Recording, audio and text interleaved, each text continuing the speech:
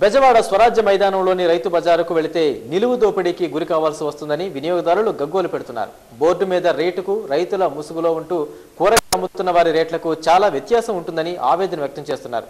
ఈ విషయమై అధికారులకు ఎన్నిసార్లు ఫిర్యాదు చేసినా ఫలితం లేదని వాపోతున్న వినియోగదారుల వెతలపై జెమిని న్యూస్ ప్రత్యేక కథనం.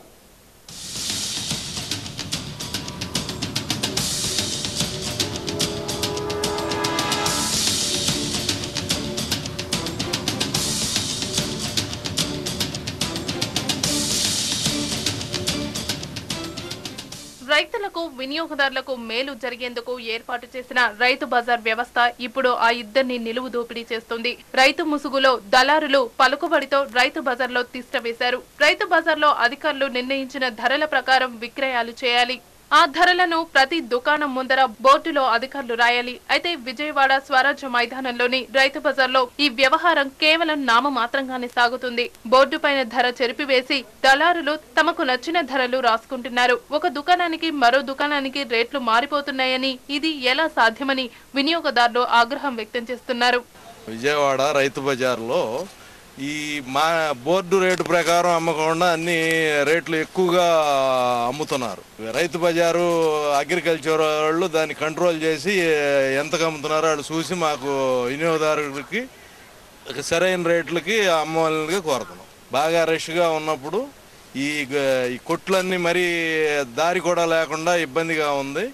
మరోపక్క రైతు బజార్లో నూతనంగా నిర్మించిన దుకాణాలు ఖాళీగానే పెట్టి బజార్లో నడిచే రోడ్లో అడ్డంగా దుకాణాలు పెట్టిస్తున్నారు.